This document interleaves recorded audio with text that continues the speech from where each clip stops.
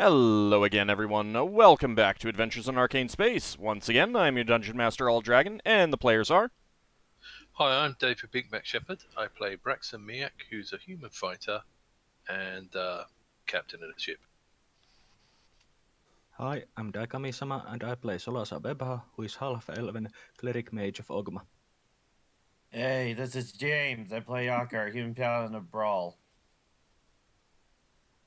Hello everyone, I'm Sailing Motor. I play Finnel'ar Mohani, a druid from Grayspace. Hi, I'm Levalithana, an elven wild mage. Hey there, I'm Zach, and I play the character of Lafdul Moonglade, a specialty priest and thief multi-class from Wildspace. Remember me, it's a fantastic place. You should come if you're an elf, otherwise, good luck. His gimmick, being a Mischiefmaker, is coming up with fun little titles, and he just wanted a nice, simple, goofy little title. So today's title is a Daffy Ditzy Nilly Nutter. It's very simple, and it works with me.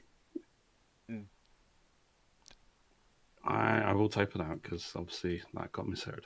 It's a very Daffy simple. Duck? No, the Daffy Ditzy Nilly Nutter. That's his title. It's a silly one.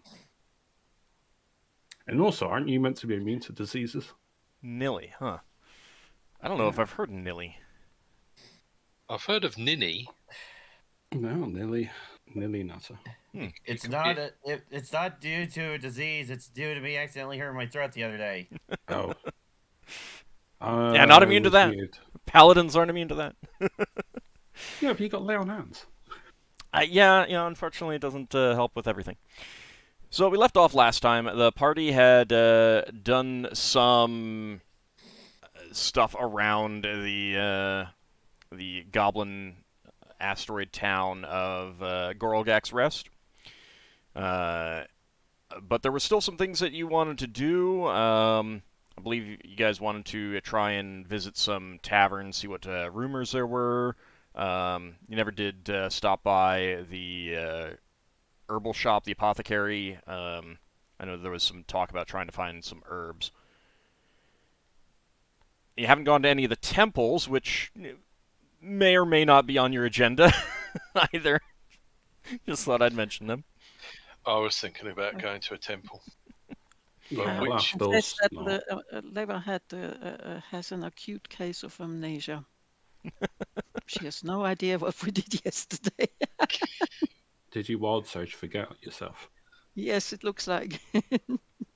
It has been 2 weeks. That can happen. So what you did last week, other than try to get a bit of a lay of the land, you did on the way in. You encountered an enormous ship-sized bat, which you cruelly slaughtered, towed into the port, and sold off the meat. I don't think you took anything for yourself. I don't think you like they offered to. No, you took some of the meat. You took some of the meat. I think that was about it. I think Braxton took some of the stomach contents, Which weren't worth anything. which we're not gonna be able to use. For I remember Lafdul took quite a bit of the bat for. Yeah, I was taking little bits, handfuls, not lots. Yeah. Like, yeah. it's for my bat sense. A bat fur, which is part of the the normal cost, but that's fine. I mean, it can also be It's a common thing Yeah. here, but yeah, but you can also there's nothing wrong with making that point so that in the future you can role play out having tufts of fur from massively large bats. You also visited the arcane supply shop. Met a Rastipede there who gave you some more information about a mission if you choose that one. That would involve dealing with a lot of Elithids.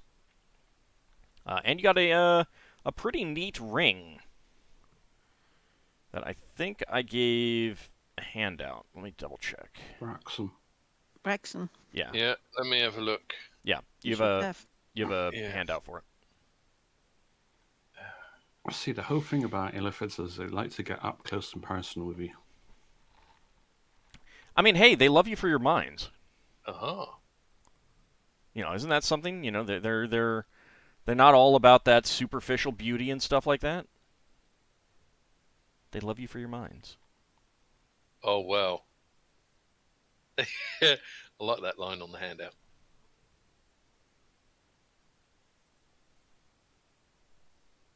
I'm not sure what you mean. Well, I'm not going to read it out unless you want me to. No, you know what it Wow. does, so. Yeah. Well, I wouldn't know about what happens when there's two of them.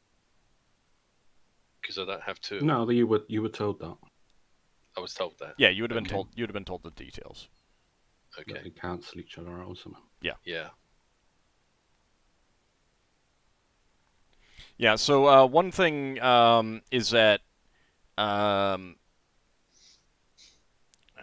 creatures need to be able to read and write for you to gain the access to reading and writing.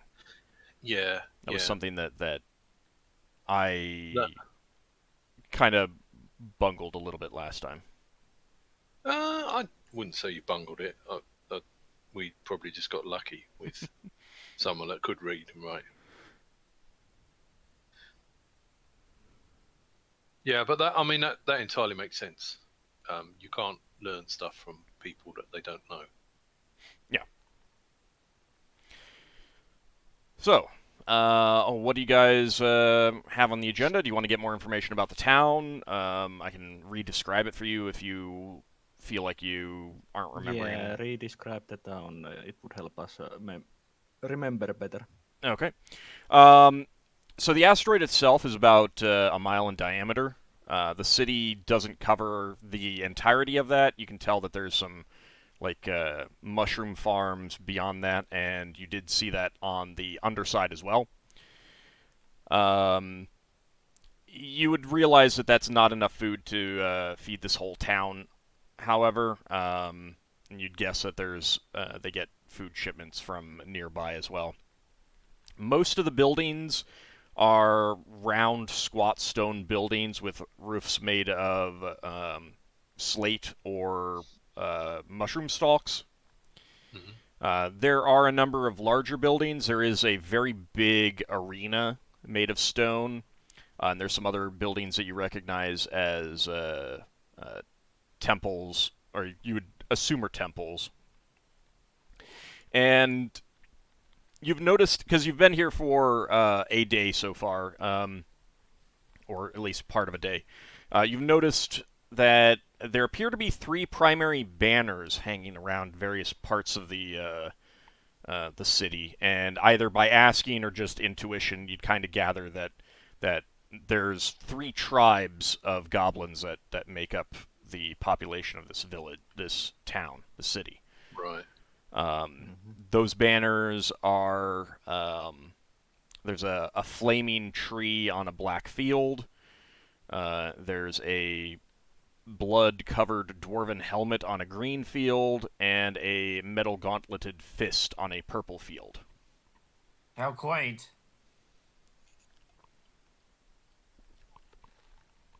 You've also occasionally seen people dueling, and these aren't just like street brawls. This is like a one-on-one thing between 2 people. People stand around watching them, cheering, betting occasionally, but this is obviously a ritualized thing that goes on. And you would have gathered that is one of the ways that disputes that can't be solved other ways are solved. Mm-hmm.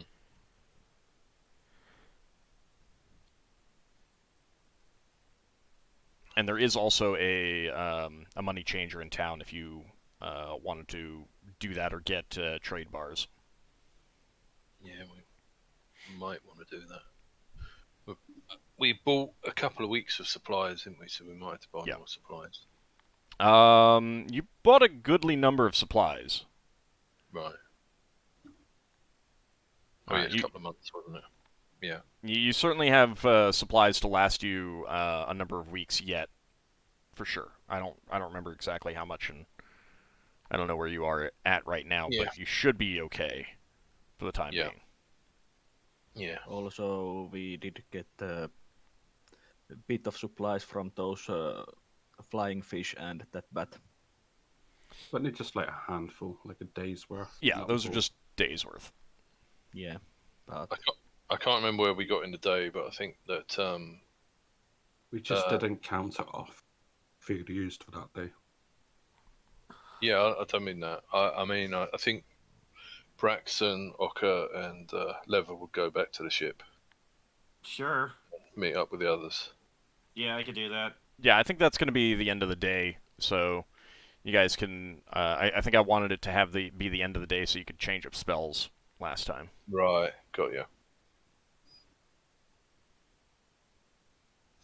Wasn't it that kind of time of day where you'd hit the taverns? Well, you want to go out in the evening to a tavern? No, Lafdul's not touching foot on this place. I got a well, question for so you. so Sorry. I think I'm pretty sure that I specifically had the day wrap up last time, so that you could, so the spellcasters could change their spells if they wanted, rest and rememorize spells, that kind of thing. And the start of today is going to be the start of a new day. So yes, you had a question? Yeah, obviously Braxon's going to try and use that ring to learn language, but how much of lending that ring to other people would you think was not taking their liberties? Lending it to someone else is going to completely cancel any progress on learning languages. Right. So Okay. you need to possess and wear it continuously for the time that you want to learn a language.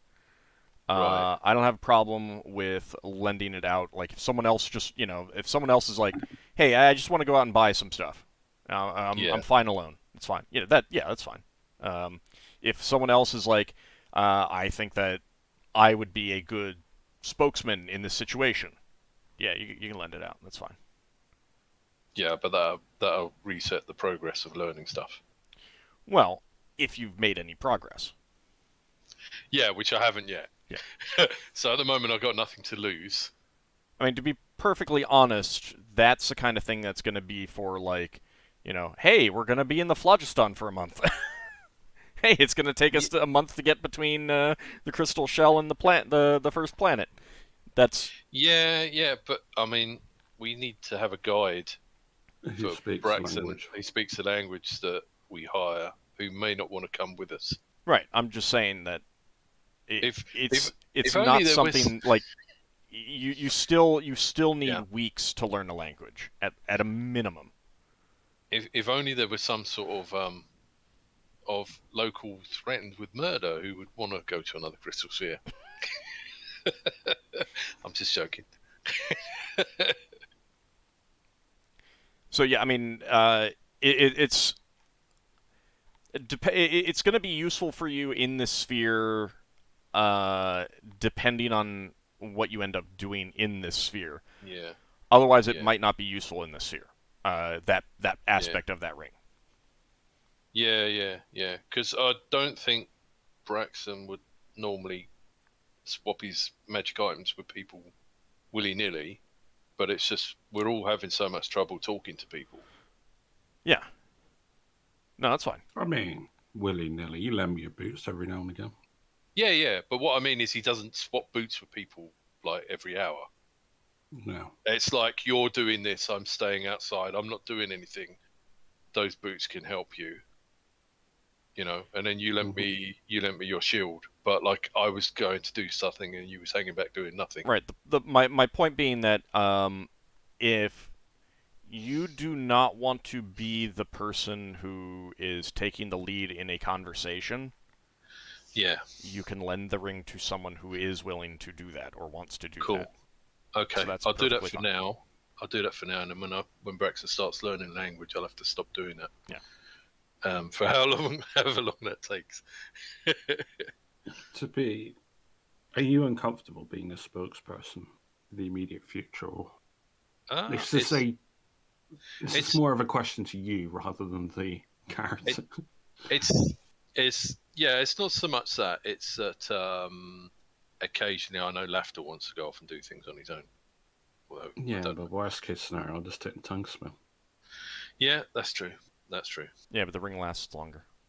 I know, Yeah. but Yeah, and the ring frees up a I spell mean, slot. And the ring would yeah. let you. The ring would let you write would. things and read things. So, like yeah. that ring would be useful for Solas if he's into books, and we went to a bookshop. You're asking Lafdul to give up his immortality. Being able to read You've got and two understand. fingers. Yeah, my other ring has my spells. If I Ah. take the ring off, I lose my spells. Okay. Immortality, knowledge. Semi. It's like quasi-immortality. Yeah. This coming we from not- an elf too. They might sell. I've heard they sell a hand you can wear around your neck with a third ring on. No, you've never heard that. Okay. Oh, cool. No, that's totally cheap. Sorry. That is Isn't not a magic item in this game. That's like a 1% on a bard's law. No, that doesn't exist. That does not exist. That is not a I second thought edition the thing. Church of Patar handed them Yeah, out like cakes. All right, Yeah, but the so bard so could be- so what Sorry, what is carry the that's fine. What is the what is the party looking to do today? You mean the next day? It Or is the the next day day. we're So finished? today, Okay. you guys have Lafdul- rested. Okay. Lafdul, if anyone's going to get spell component supplies, Lafdul will give them the equivalent of a list. Yeah. Who was it who said they needed herbs? Was that Finn? Solas needs it for his suspended animation if they got them here. Wasn't that Yes, Right. they Finn? Very got- much doubt they have those, since those are very expensive. And Yeah, rare, but this even on the person- surface. You never know. I mean, you're not going to know without asking. Yeah. It is a spell that a lot of priests would have access to. It's necromantic sphere. I mean, the herbs probably are used in other things too. It's probably similar herbs to what Finn does. Well, if we need magical components, I would suggest that we should have someone that can identify magical components take the lead on that, and we go try and get them fairly soon, so that if they're not obtainable on this asteroid, we know, rather than hang around here doing everything else and not realise that we might need to try and find them somewhere else. Might also be something that they don't have, but they can get in, or that they can send us somewhere to get them.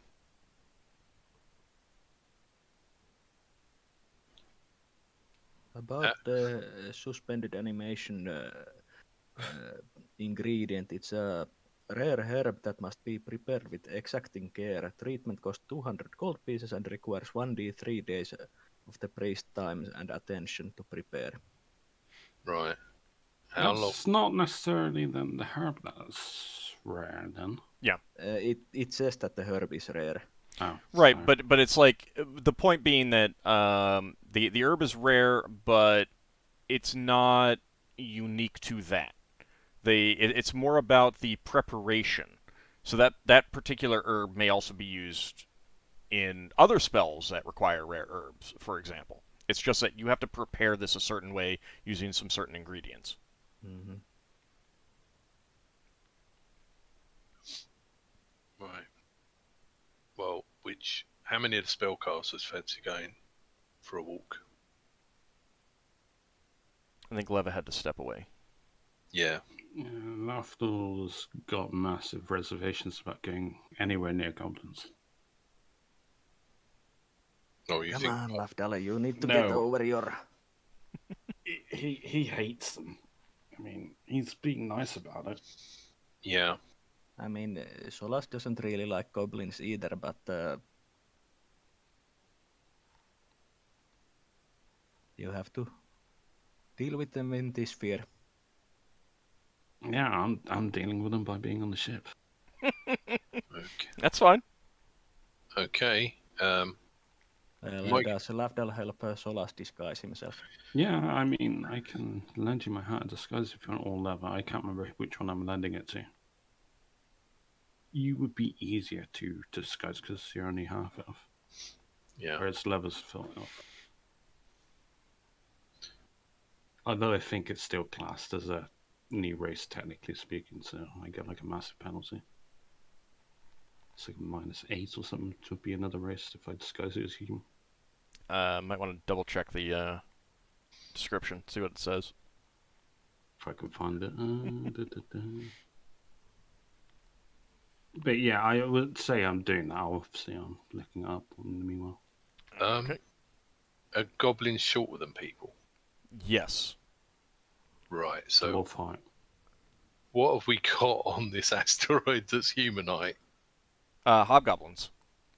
Hobgoblins are a little bit taller than humans. Okay. So Solas is dressing up as a hobgoblin. No, Solas is disguising as a human. Ah, okay. Humans are pretty rare, but it's not something that is completely unheard of. You have heard that there was another human who has been lost. A human and his manservant or bodyguard or something like that. Because Oh yeah. it is -7. Because Solas is half elf, and I'd be attempting to disguise him as a human. Okay. Obviously, he's staying I as will the same give sex. that a half penalty because he's already half human. Alright. So it's easier for him to be disguised as an elf or human. Well, how long Yeah. ago did we hear that those humans went missing? So, Well, you heard about it in the last port, but they've been Yeah. here in the sphere for months. Right. oh, that's not a good sign. But then again, they don't have a ship, so. Yeah, they don't have a ship. They don't have a You ship. might want to check if there's any rumors about them in here. Yeah, we that's should what the do. tavern crawls for. What kind of penalty am I rolling? Because it's 15 -1, so 15 now -1. it's -7. minus another 3. I'll be generous because he's a half elf. So -4, 15 -4. Oh, do you want to GM roll that? Because obviously you would know whether or not, and I wouldn't. You can just do an open roll in this case, just because if it doesn't work, I think you'll know, and then you'll feel like you need to. Yeah, Did I do that wrong? Nope. Oh, I got 1, so I know exactly how to disguise him. Basically. That's a good disguise. Alright. Well, Lafdul's actually quite impressed with himself. Somehow. Alright, Solas is disguised. Mm-hmm. I think since Leva had to step away, probably going to say that maybe she needed to spend some more time on the ship doing something. Yeah. She's got her experiments and stuff, hasn't she? So we've got Solas and Braxon going. Anyone else? Ockar, you coming? Staying? I think he had to step away as well. I mean, I really don't want to go. I mean, I'm doing jump cans, so Lafdul's using that as an excuse. I mean, you Okay, can always that go mean- invisible and run back to the ship. Lafdul doesn't want to. That He's means- not comfortable. That's all. That means Lafdul will end up dealing with all the people that come up to the ship and say hello. No, Lafdul's staying beneath deck. He's staying far away from any. Also, Okay. random people coming to say hello is really, really rare. And weird. Yeah. They might come to your ship if they find out that you're going somewhere, but you haven't Yeah. indicated Cloud. that you are yet. So They might be people selling strong tea.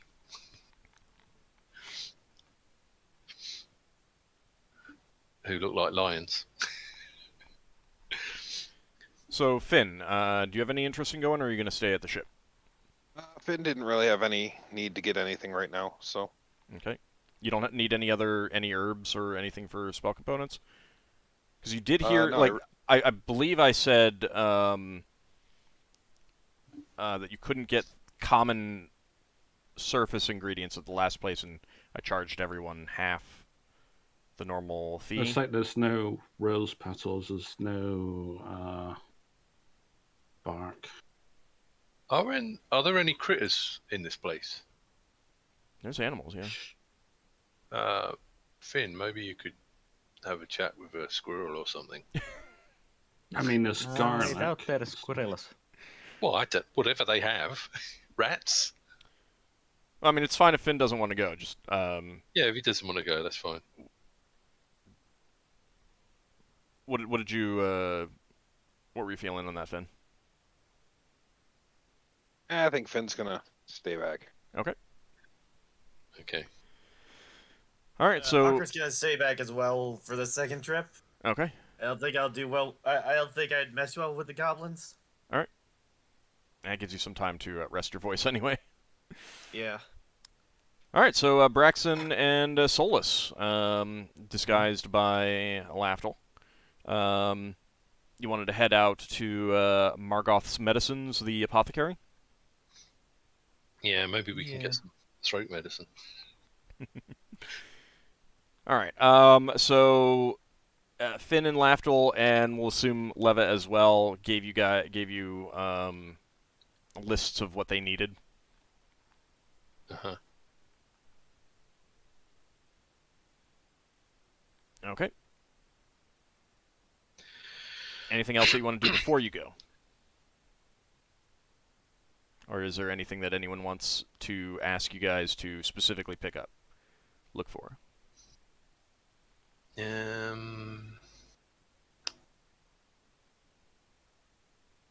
We could check with Braxton would have checked with the people on watch to see if they've seen anything unusual going on the docks. They have not. The docks bustle, but it's mostly just cargo and stuff like that.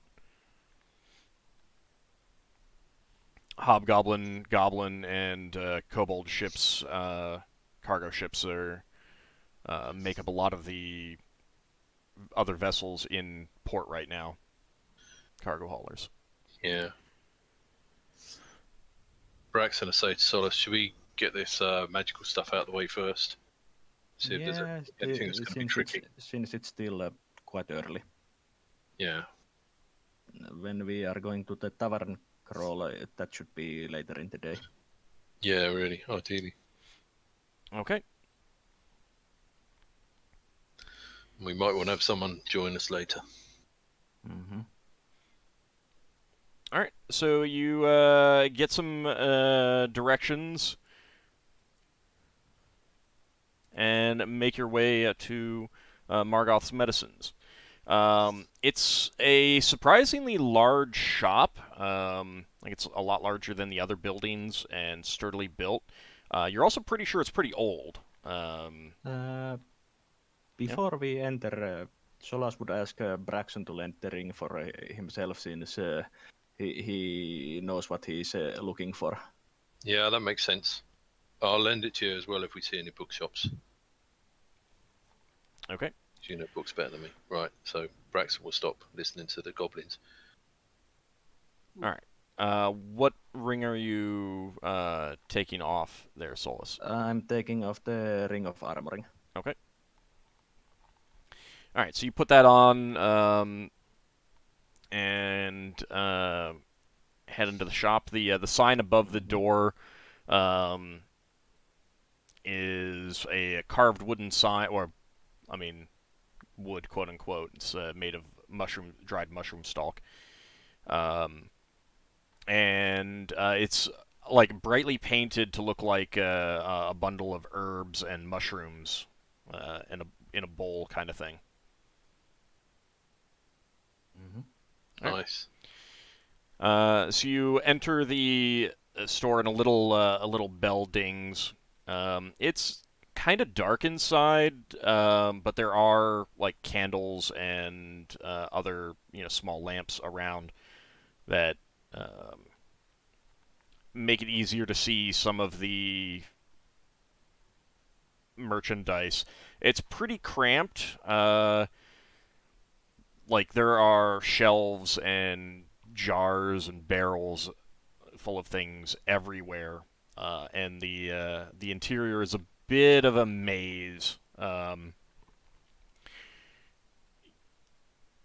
But right after entering and that bell rings, there's kind of a shuffling sound, and a figure about 5 feet tall in a hooded robe comes up and says in Goblin to both of you, asks what they can do for you. There's something odd about the way that they speak. It's like kind of slurred a little bit. As if maybe there's something wrong with the person's mouth who speaks it. And They were hooded, so we can see their face. right, and because of the shadow. Okay. However, I want both of you to give me an intelligence check. Okay. Wasn't this the person with supposed leprosy? Yeah, but the supposed person with leprosy was also a goblin, and this person's about 5 feet tall. Too tall to be a goblin. Succeeded. Let's see.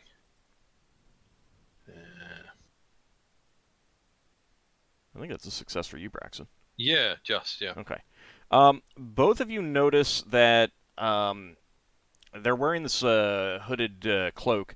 However, you can see their hands. Their hands are like kind of clasped in front of them. You notice that one hand almost looks human, but with grayish skin, and the other hand is a bit bigger and just completely covered in fur. Wow. That's interesting. And they've asked what you're interested in. Essentially, how can I help you, kind of thing. Well, I'll inquire about the rare herb and try to observe the creature. Okay. So you mentioned the herbs and the specific herbs that you're looking for, and the voice says, I will have to check with Margoth. I do not know if we have those herbs. Please feel free to look around. And the figure turns and starts walking further back into the shop. You notice either they're limping, or maybe one leg is a little bit longer or shorter than the other. Okay. And they disappear back into the shadows at the back of the shop. It's a pretty large shop, and there are things written down. And while that person is nearby, you can sense that they're you can't sense that they're still nearby, but the fact that you can now read these labels indicates that they're still within 30 feet of you because of that ring. And you are able to, pick out names on some of these things. You recognize some. Some of them are definitely surface herbs and stuff like that. Pretty quickly, you do see a container of rhubarb leaves. There's a variety of mushrooms, and there's tons of stuff that you've never heard of as well. Yeah. I pick up stuff that I'm needing for my common spells.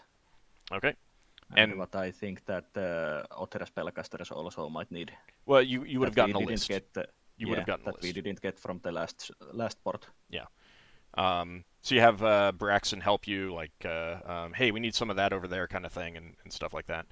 Yeah, Braxon is basically carrying my shopping bags.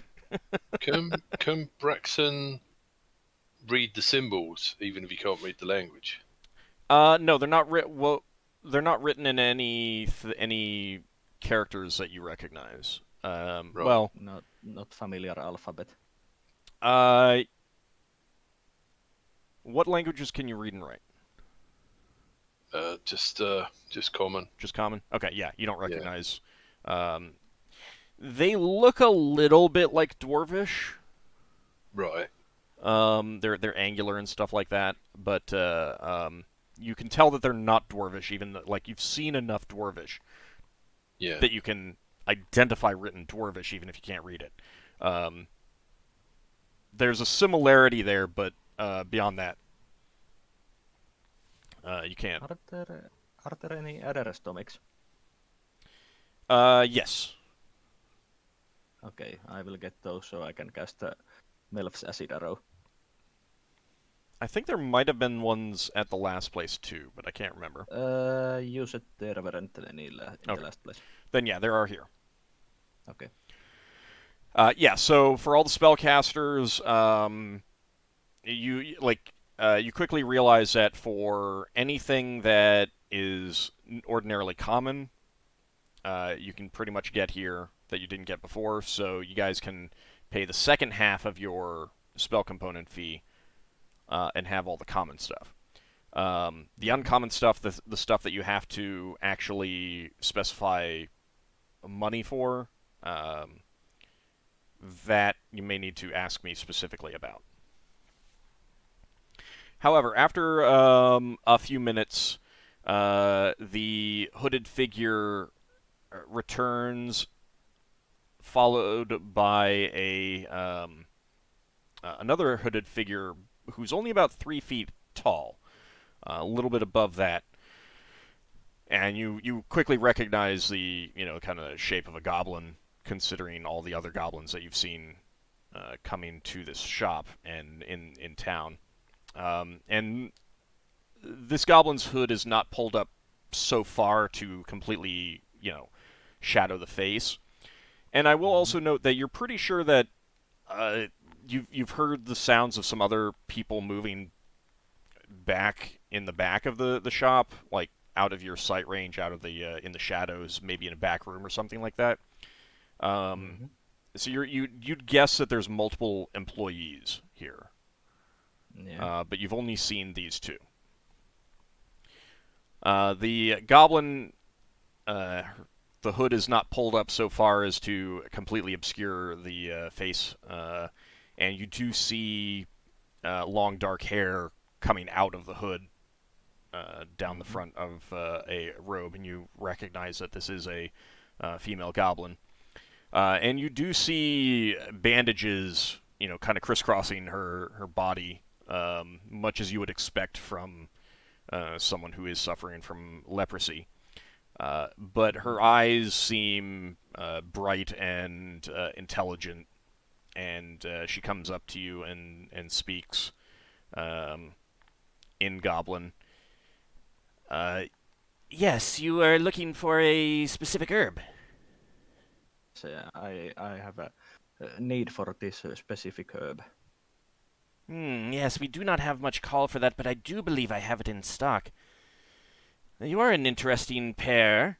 Where are you from, if I may ask? She's asking this as she's moving about, looking through some jars and stuff. From out of sphere. We had a unintended visit to this sphere, so to speak.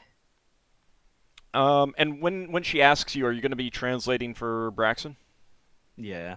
Okay, so Braxon, you can go ahead and participate in. All right. When Solas first translates that, he'll bow to her to acknowledge her. As you do, she gives a hearty chuckle and says, "Oh, there's no need for that. I'm just a humble apothecariist. A medicine woman, I think some of your people have called us.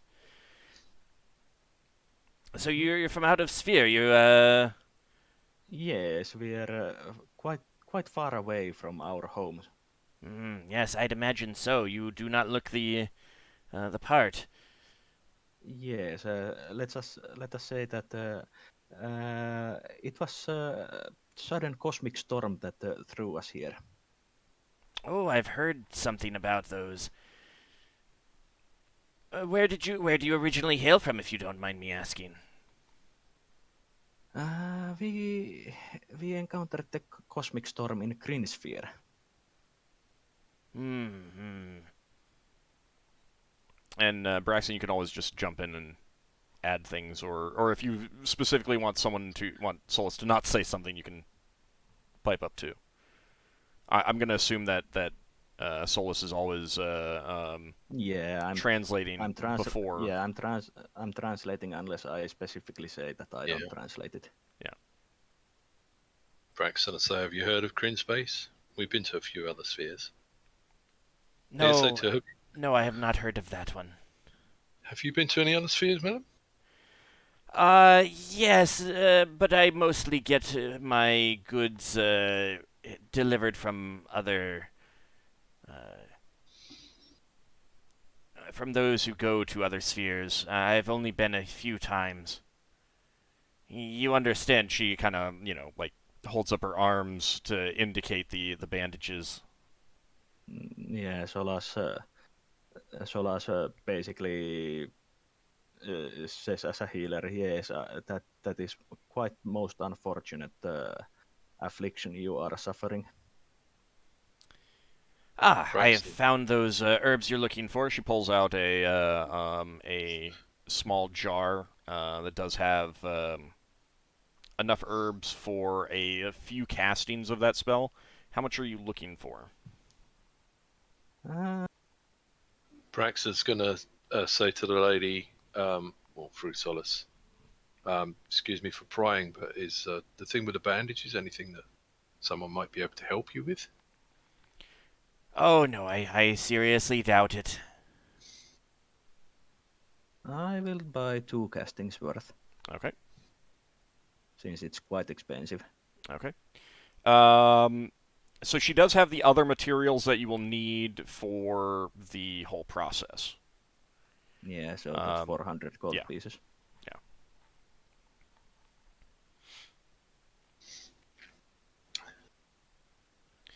Were there any other specific things that you were looking for? We're going to be looking for some wise people. Well, you probably have the wisest people coming in your shop because of the supplies you sell. Oh, I wish that were the case, but some people, well, they have their own views on what works and what doesn't work. But I certainly like to think of myself as learned. Yes, you quite certainly seem like you have learned quite a bit. So, as a fellow learned person, I would very much want to hear what you could. How would I say? How do you guide us in finding perhaps other learned people in this sphere? Well, I suppose ultimately it depends on what sort of information you're looking for. Ultimately, ultimately, we are looking for a way back home. We have heard a few of these entities that might have some information for us, like there's this dragon, and then we have heard about this learned giant slug. At that, she kind of kind of gives you an interested look, and then says,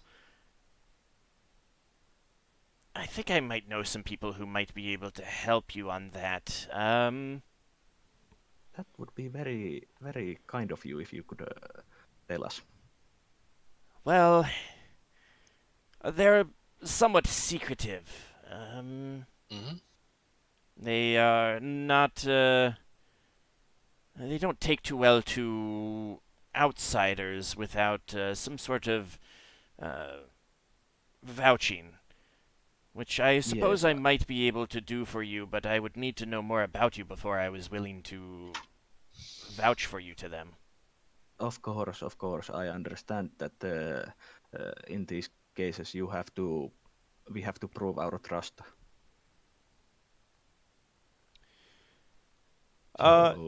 She asks you. She kind of like asks you a few fairly mundane questions. Mhm.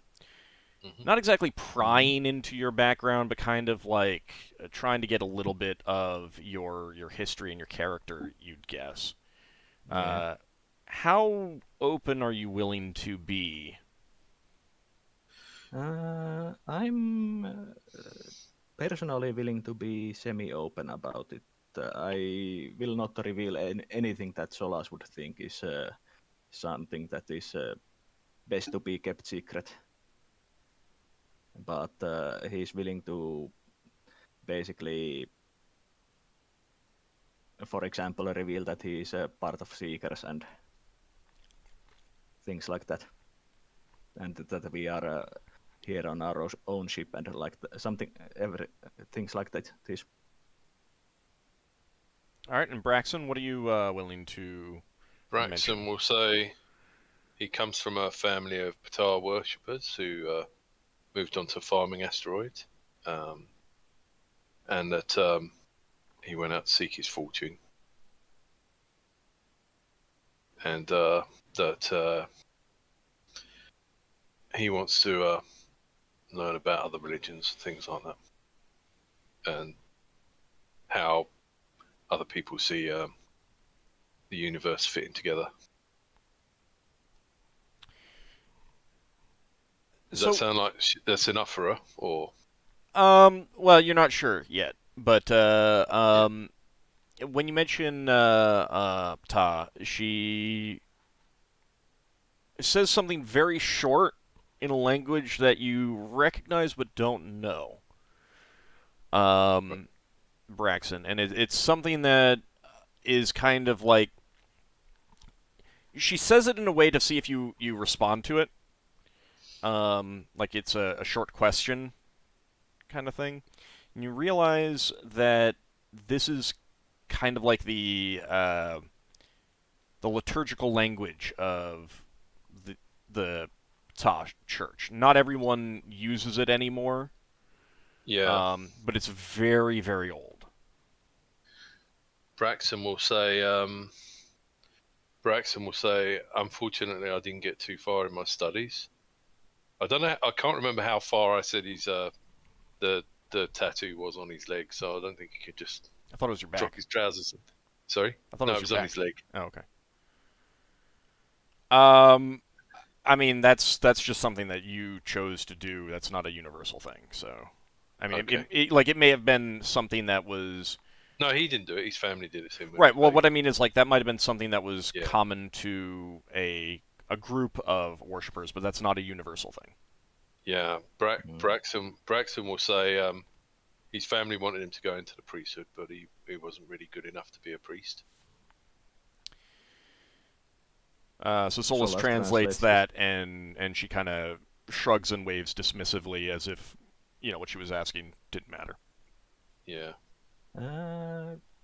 Did I understand it with the ring? No, because you weren't able to, it was too brief, too quick, and it's not, you don't know instantly everything that they know. You have to be thinking about the language that you want to use, kind of thing. Okay. Yeah. And it's only one language at a time, basically. Braxon will ask if she's a worshipper of Ptah. No, I am not. It was something I heard once.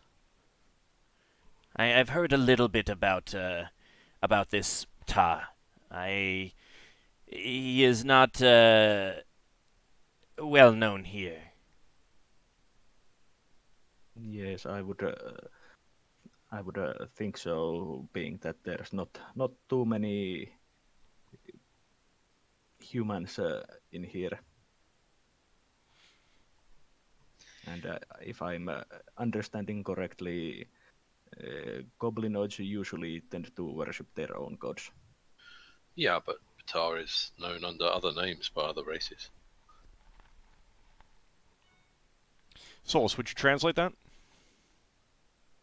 Yeah. Or is that just something that you consider to be a comment that Braxon is making to you offhand, kind of thing? I think I just a comment that Braxon is making to me. Okay.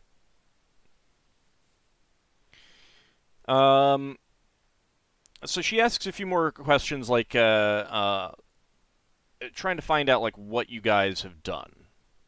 In this sphere or in general? In general, she recognizes that you're adventurers, and that means you've had adventures. So she's kind of like asking about your adventures, but with an eye towards you. Kind of guess that there's an element of trying to figure out what type of people you are. Yeah. Well, I will tell her about few of our adventures. Of course, not telling all the details, but for example, I will mention about that we have encountered and fought against undead illithid. All right, Braxon, is there anything specific that you would want to mention? Braxon would be quite happy to go over generally the first couple of adventures we had. That we went to rescue someone that was missing, and found some monsters known as clockwork horrors had attacked the base of someone who was making observations of stars, and we managed to rescue one person from there alive. He's not going to mention anything about the time we helped the elves because that was top secret, and he'll steer clear of anything that's involving sides in conflict. But so we've worked with various sort of people. We once had a giant on board our ship who had to sleep on the top deck. At kind of a mention of that, she laughs a bit and says, "I hope it wasn't a Fomorian." No, it was a fire giant. Well, it certainly seems that you've done many things. I will need to give it some thought whether I can vouch for you. Would that be okay? May I visit you on your vessel? Yes, I think so. I think it's since you are possibly vouching us, it would be fair that you could visit our vessel and meet the rest of us. And perhaps we could meet on some sort of neutral ground that won't be a risk to your friends. I will think about that. Yeah, have a think about what's safest for them, because yeah, we will leave at some point. So our safety is not really a problem from that point of view, but we don't want to cause problems for anyone that's helping us. No, of course. I appreciate your sentiment on that. Well, is there anything else that you wish to purchase today? Well, I give the list of the spell ingredients that I basically already picked up from the shelves. Okay, you're gonna just hand that to her to look at? Yeah, that I'm purchasing these for myself and our group. Can she read your list though? Yeah, I was going to say it's going to be written in Elf, not Common. I mean, basically, I'm putting on the counter the things we picked up on from the shelves. Yeah, but you said you were handing her the list.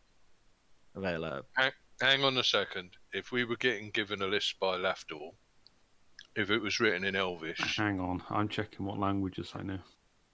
So well, if it was probably written in Elvish, write it in it needs to be written in something that Solas can read too. Yeah, it would be written in Common, knowing that. Okay. Lafdul would want to be more surreptitious about, don't just give Elven text to a load of goblins and they realise it's elves on board. All right, so it's written in Common. I translate basically each item in there. I'll ask her if she can even read it. Well, you said you she were can't handing it read to her. Yeah. All right. So she takes it and skims over it, and then says, she looks up and says, "Thy requests are quite easy. I can find many of these things." And you both realize then and there she just spoke common, but an old it's old. It's kind of archaic. Well, Solas will respond in common and say, since you apparently actually know common, this is quite easier to communicate then. Well, it's Or whatever the common language is known to me. it is a little difficult and out of date. She's not perfect with it, but it's definitely a like, and it's hard for you guys too, because again, it's an archaic form of it. It probably hasn't been spoken in quite a while in that form. So she's using words that are out of fashion, different pronunciations, that sort of thing. Solas responds to it that I understand, but it's a fortunate since not that many of our group speak the local languages. Braxon says, "Do you come from a tribe that comes from somewhere else?" At that point, she kind of switches back to a goblin and says, she's looking at you, but kind of giving the expectation for Solas to translate. She says, all of us goblins come from somewhere else, but it has been a few hundred years since anyone used your language here. Not many know it. Yes, that's what I've understood. That not that many speak our language. Well, Braxton says we might be looking for a small number of people that will possibly be interested in going with us.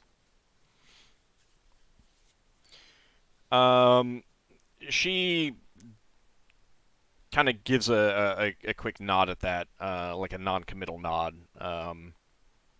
and says,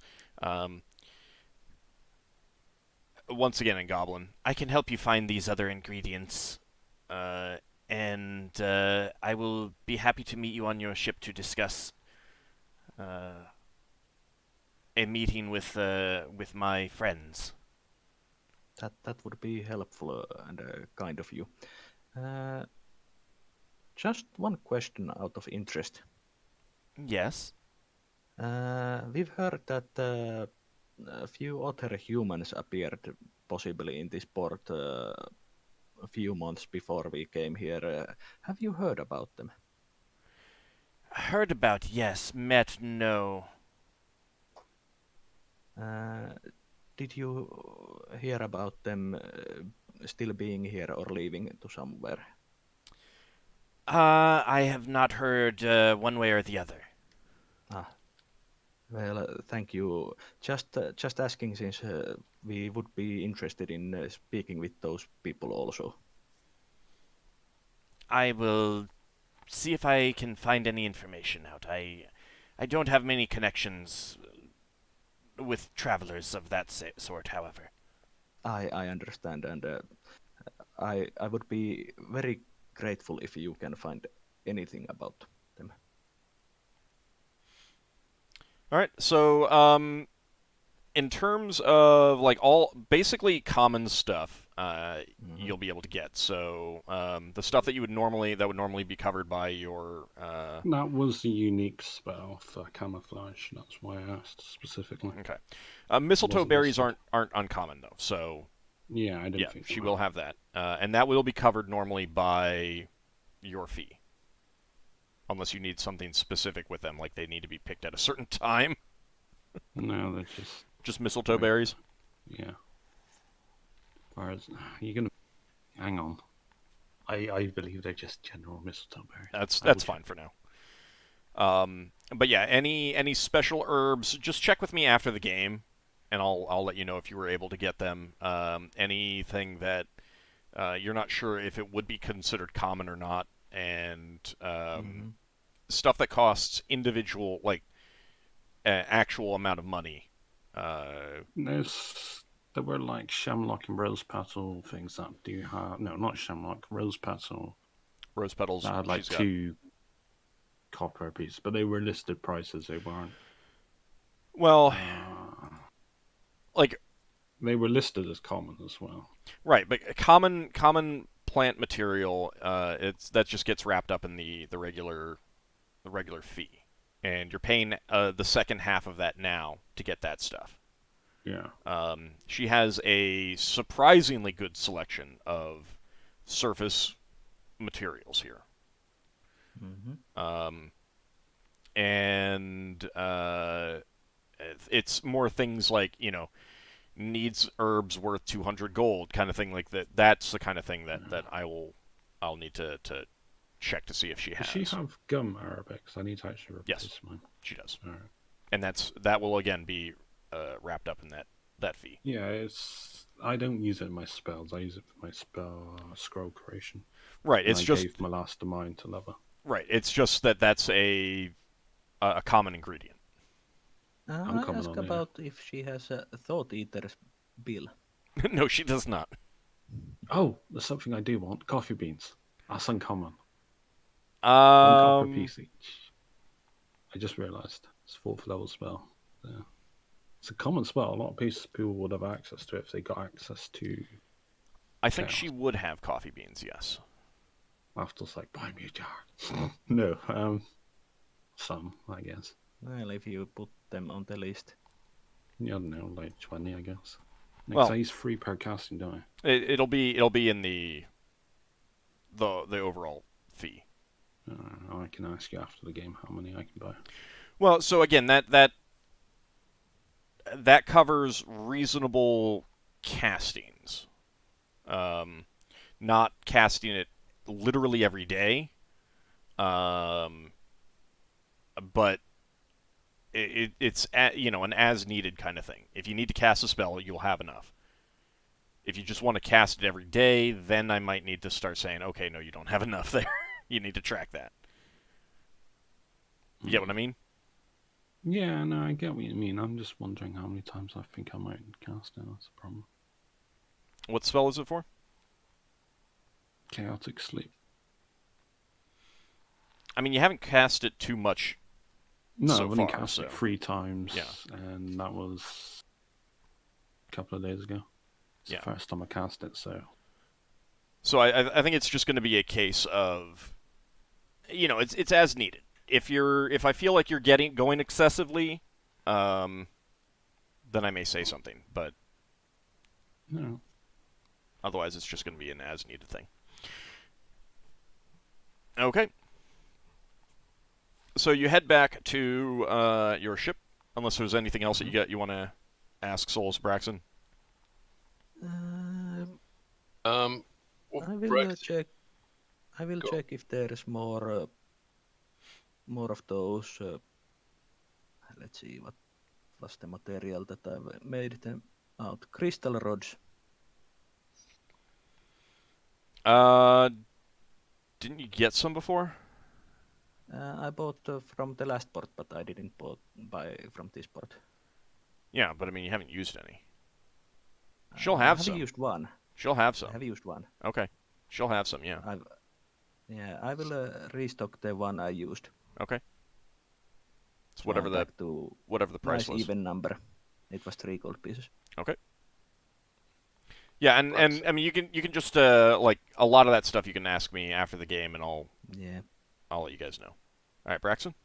Braxon's not going to interrupt when they're talking about buying stuff, but when it sounds like they've got that done, Braxon will say, "We've been thinking about going to some temples to seek out things. I'm wondering if you know which temples would be most friendly." She kind of studies you for a moment and then says, "You probably want to avoid the Vault of Chains or the Goblin Fire Halls. If anything, the Arena of Mediation might be your best bet if you have questions." The what of mediation? The Arena of Mediation. That is the Temple Arena. of Bargraviak. Ah, is that where the fights have been? Yes, but there's also a temple there. I assume you are not familiar with our god Bargraviak? Unfortunately, no. Gruviak. No, unfortunately, I didn't. I didn't learn where Bar Gruviak fits in the big scale of things. He is dedicated to mediation between goblins. And not exactly in terms of mediation of disputes outside of goblin communities, but more so to ensure that goblins are united against their enemies and not fighting amongst themselves instead. Braxon nods. Says, sounds like an important part of the pantheon. Somewhat. Some gods seem to get a lot of attention, while other gods seem to get less attention but do very important jobs.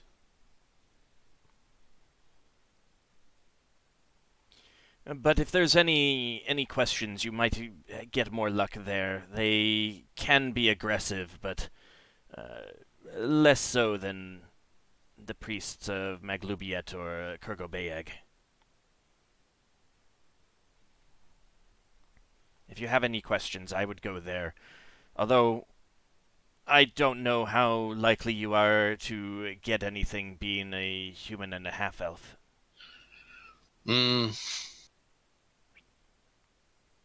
You have a keen eye. She chuckles at that. God, even with my amazing wand, she's suffering. You might understand why the misdirection. Oh, certainly. And they may not even notice. In fact, they probably wouldn't. Well, let's just say that it's better to be safe than sorry. Yeah. Oh, I'm not disputing that at all. But I will thank you for your time, and we will see you when you visit our ship. I will be there probably within a few hours, if that is okay. Yes, that sounds quite good. That sounds very good. So as you're leaving with your purchases, you do hear her, just as you're leaving, she's quietly turns to one of the ones, and you, like, you're still, she does say this in, Goblin, but she obviously turns to the hooded figure with her and says, "Vosh, what do you think?" And then you're out of the door and you didn't hear anything else.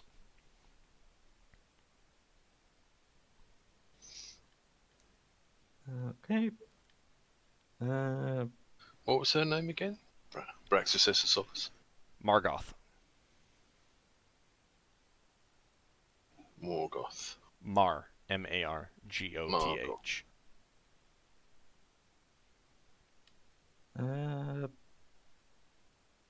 Has Solas heard about the entities that I know that I didn't get good look of her assistant, but it seems like it might be some kind of homunculi or something like that.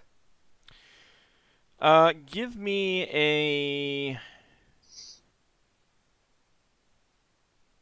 let me think. Would you actually know?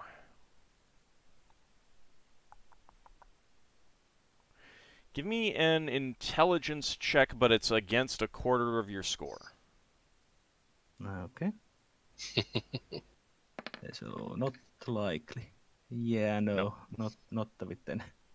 No, you're not familiar.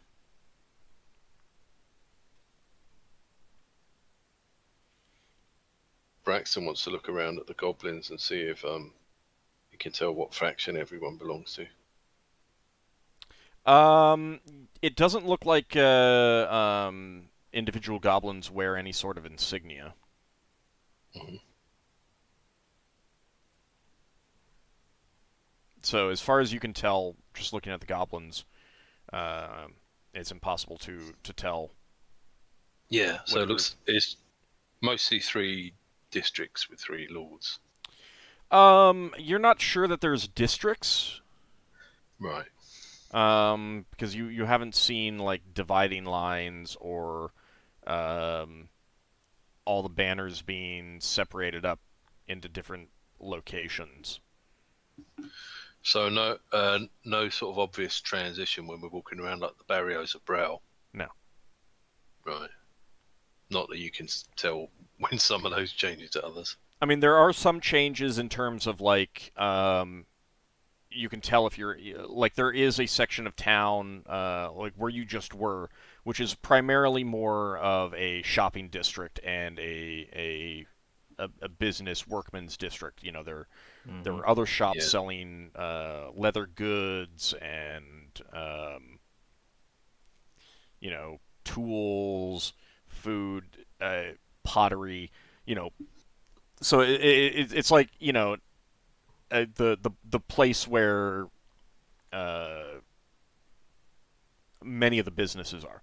There are businesses scattered elsewhere and stuff like that, but there's a greater concentration there. And there is some of that kind of transition as you're walking around, where people gather together, you know, obviously have gathered together to live near other people of similar interests, or places where people going to a place are more likely to want to go to your place too, that sort of thing. But it's not like there aren't like hard dividing lines or walls or anything like that that you can tell.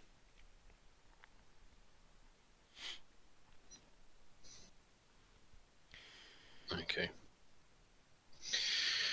Right, so we don't have a great deal of time before she comes, but we've got some time.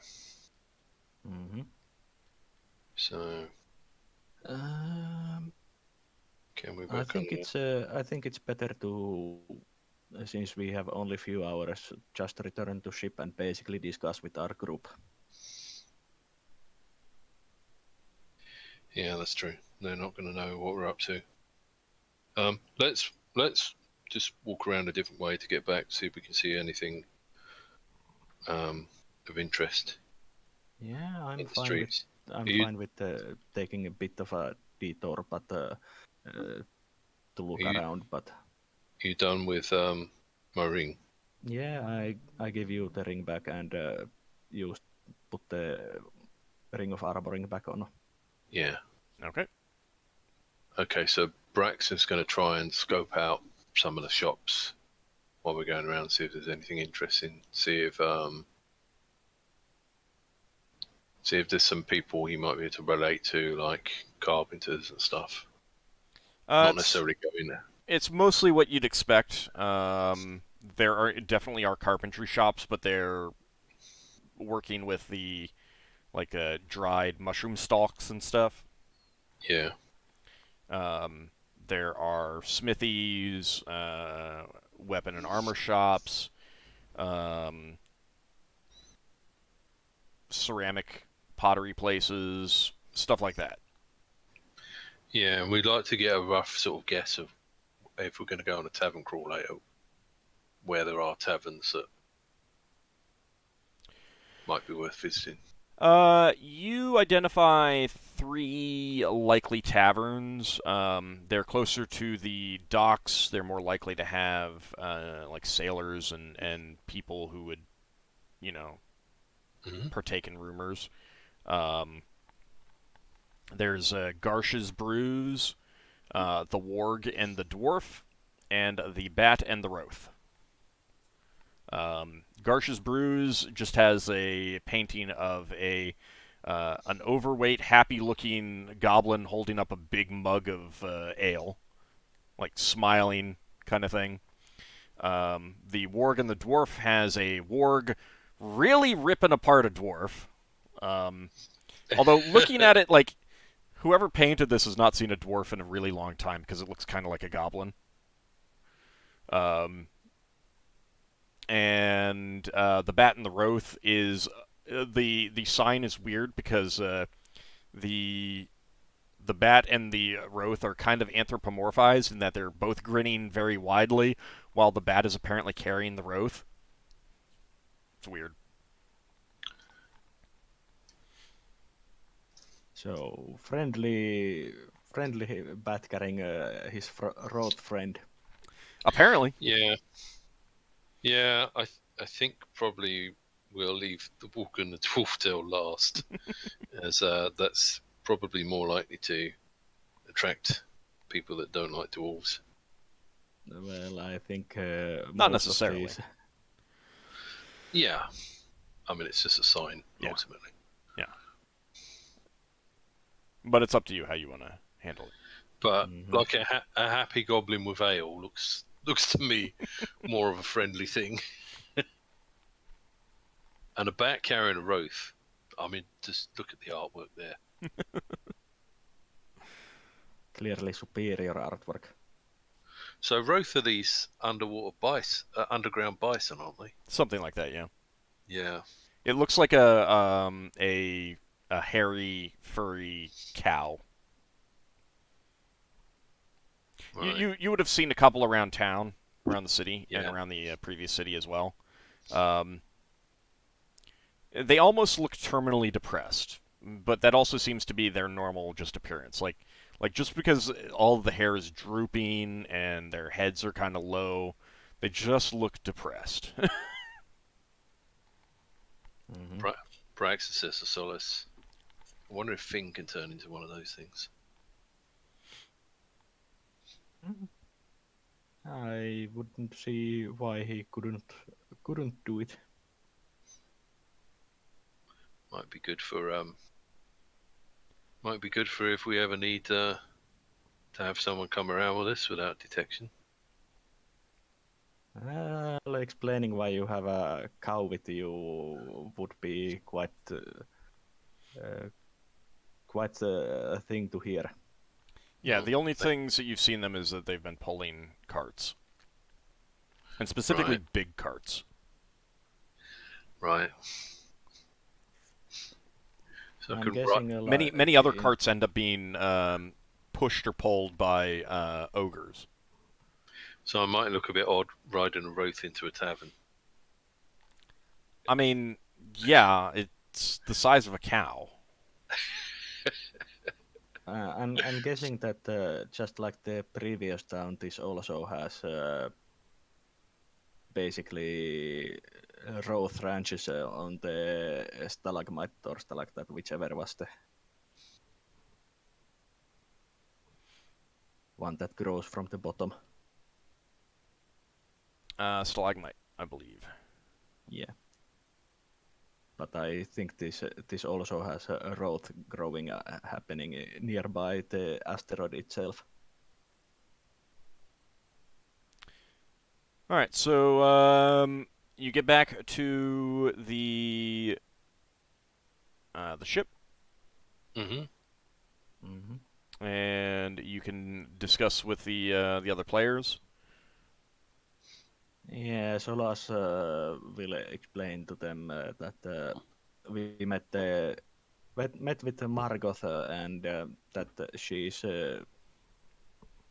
knowledgeable about these entities that have great knowledge about that might help us, and she might be willing to vouch us for them.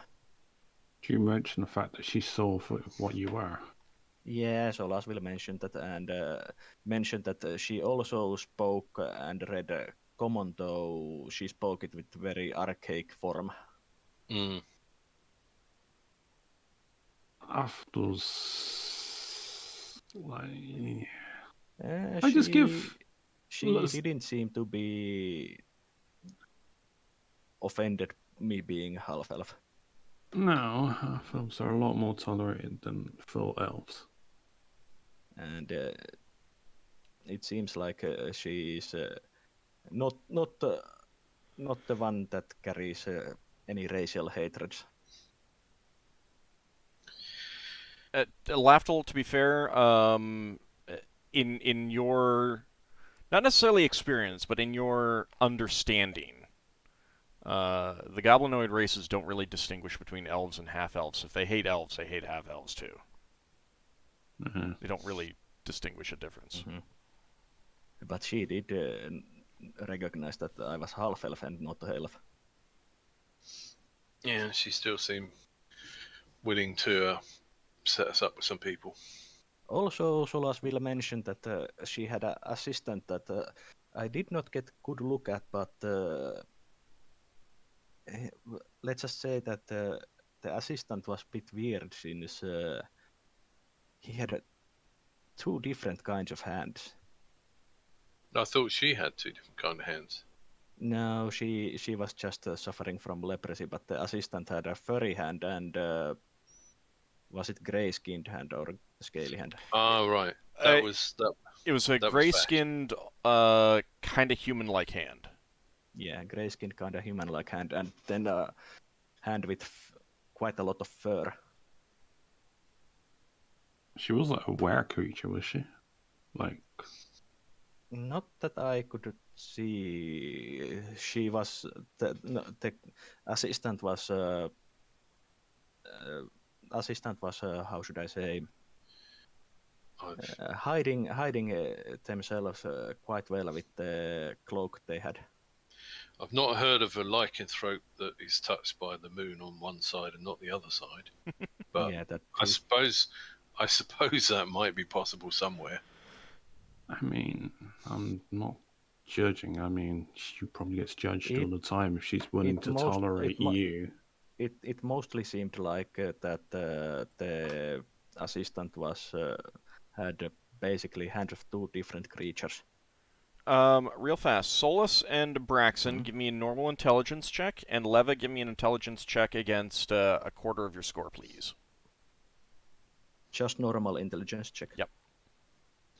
Right. Oh, that was good, and then it went a little bit further. Okay. I think all 3 of those are successes. Hang on. Yeah, just on the number. I'm very lucky. All right, so Braxon and Solas, you realize that as you came back, you were paying a little bit more attention, because of the strangeness of this encounter in the shop. It made you reevaluate what you've seen around town a little bit. You've seen some other hooded figures, like that hooded, where it's pulled up so much that you can't see their faces. You didn't you didn't think anything of it at the time, but on coming back, you realized, oh, maybe they're the same type of creature. Yeah. And Leva, because of your past experiences, you kind of recognize the description as a type of creature called a mongrelman. Mongrelman? Mongrelman. Yeah. So she passes that on to the others. I think they're a mongrelman. I recognize them as such. Or at least they might be, kind of thing. They're a strange creature that looks like a mix of a variety of different creatures, mostly goblinoid. So they'll have like an orc's ear, a bugbear. Half of their face is a bugbear. The other half is human-like. They may have an orcish hand, a minotaur leg, stuff like that. So very, very, very, widely diverse body types for each individual one. Like that's just one. The next one that you encounter would be completely different. Yeah. So Braxon says to Leva, so Is that a bit like a half-elf, but with the racial features going to specific parts of their body? No, what Leva knows, Leva's not going to know much about him, but Leva is going to know that they're, it's not like just, a half-elf or a half-orc where there's usually some defining characteristics. Half-elves tend to have more pointed ears, kind of thing. Half-orcs tend to be, bulkier people and stuff like that.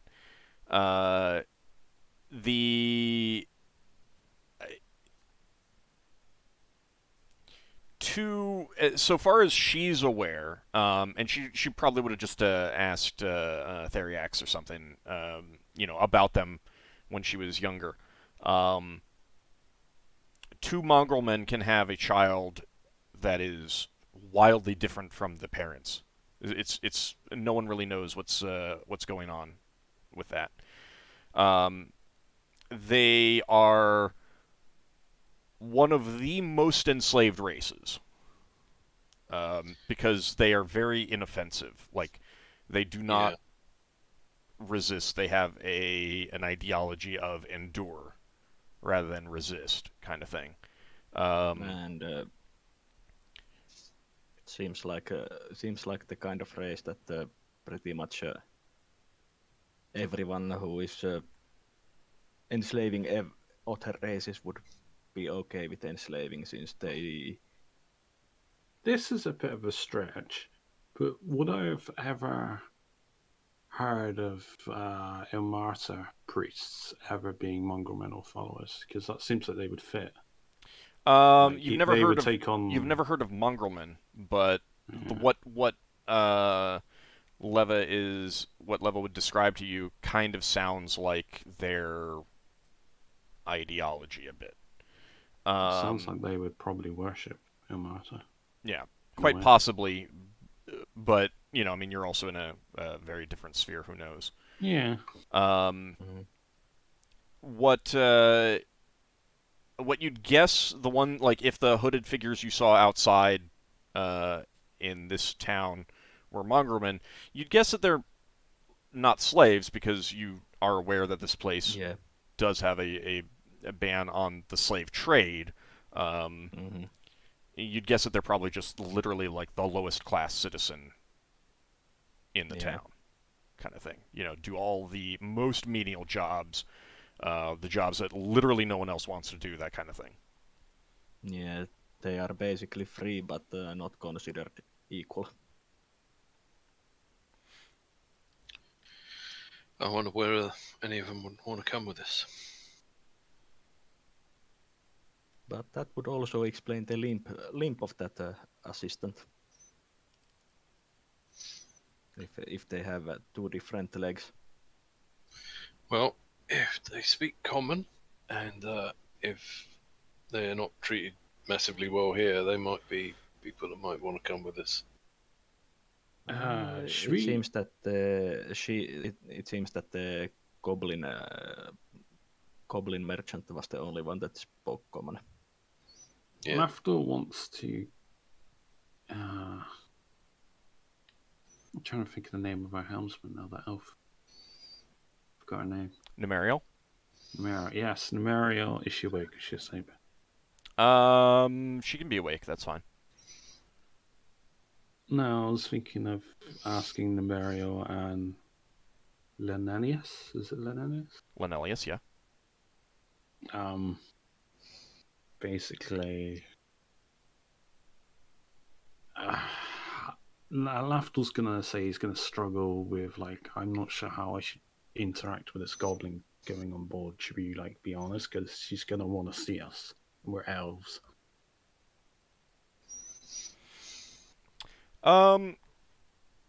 So let's say you would have you'd be meeting either in your room or Lenelius's cabin. Yeah. Okay.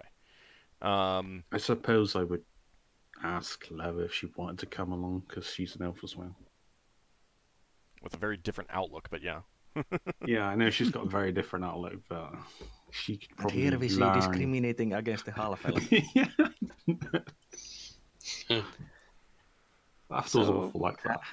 what would you tell Leva to try and come Oh, into well, the I don't know if I would now, no, based on that description of Leva having a different outlook. No, I wouldn't. I would just go with Lenelius and Nemerial. Okay. Well, Okay. would In that, I mean, Would you're you- going to be more open and more friendly to more races, whereas Lafdul's probably. would you know that Lever has a different outlook? Yes. I mean, yes. Traveled she's- with her for the last 4 years. Because Levitt didn't grow up with elves. Yes. yeah, I know that, but like, has he asked her what email client she uses? No, but it's like Lenelius and What's Nemerial are. That was Both. so Is bad, Is Braxon. that the material you use to paint ceramics with? Yeah, I mean, No, it's- Nemerial and Lenelius are both. One is a former Military member elves. of the Imperial Navy, and the other is a current member of the Imperial Navy. Yeah, There's gonna be issues, I Yeah. suspect. At least I wanna. I don't know. No, Leva doesn't know anything about these. So, Actually, the three of you meet up. We'll say in your quarters. Yeah. And And I will point out that she saw through Solas, so any attempt to disguise this will not work. Probably using magic. yeah, they both Wow. look concerned, and Lenelius says, "I'm on your ship, and I will abide by the decisions of your captain, but I hesitate to trust any goblin. How can we possibly know that we can trust her? You know, We have to. Well, I wouldn't say take a leap of faith, but we're in the middle of nowhere. Got to trust someone, I guess. I mean, she seemed, based on the description, I mean, she seems probably like she's had her own fair share of unwelcome comments based on her affliction, I would guess. So she's probably more tolerant and, more accepting than, a standard young spry goblin that's been told all the war stories by, some disgruntled grandfather or something. So she's hopefully more tolerant. So, I mean, Nemerial if we got elves, and we just say, yeah, we got elves on the ship, I guess. Nemerial says, I'm certainly willing to give her a chance. I've never actually met an elf. The vessels that I served on never encountered any of theirs. Mostly what I know about them is from stories told by those who fought in the Unhuman War. Yeah, I'm not old enough to remember any of that, or even live. I can't remember how long ago that was. 300 years. Yeah, definitely not old Yeah. enough. My parents probably would have known about that. Well, if they were aware of Yeah, well, living in Evermeet wouldn't necessarily mean you'd be aware of it. Lenelius is also not old enough to have fought there, but he's probably...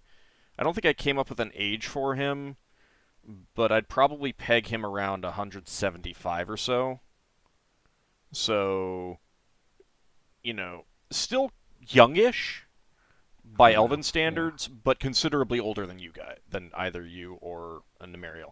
Nemerial is probably 10 to 20 years older than you. Although, I think that you would probably consider her about your age in terms of how she acts. Yeah, probably. Because we age or mature slowly. Yeah. Then age is not a long time for an elf. Nope. There was like him sweating over a few years. Lenelius says, I will certainly be keeping my eye on her closely, but I will abide by any strictures I or mean- rules that your captain sets. I am a guest on this ship, after all. I mean, we were just stranded here. And I'm just sticking to that, you know. I'm a member of this company. I mean, we were out for a mission. That's just what we were doing. We were just bounty hunting. I suppose I will limit it to just bounty hunting. Well, it might even be best to say nothing unless she asks, or I mean, asks we you got specifically. prisoners. Well, yeah. Yes, the prisoner issue might be a problem too. If we can't trust her. Well, I'm not saying to mistrust. I mean, if we don't have to interact much, then all the better for us, I suppose. I don't Still know. might be good to get extra guards on the prisoners or something. I don't know. I don't wish to presume to No, tell you I'm how to run sure. your vessel. I mean, we're gonna have the dwarves probably under the ship anyway, because obviously goblins, dwarves, they're not exactly any friendlier than we are. Indeed. I would say under the deck and not under the ship. Worse. Well, I mean, Yeah, we know what he means. Yes, they if anything, they would have a worse relationship, I'd imagine.